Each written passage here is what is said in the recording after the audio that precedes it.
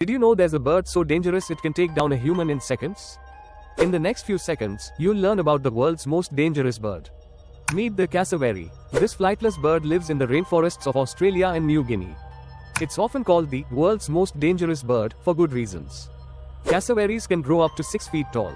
They have razor-sharp claws that can reach 5 inches long. One kick from a cassowary can be fatal. Despite their dangerous nature, they are incredible creatures. They play a vital role in their ecosystem by dispersing seeds. So next time you think of dangerous birds, remember the cassowary. Stay tuned for more amazing animal facts. Hit the like button if you found this useful. And subscribe for more mind-blowing facts.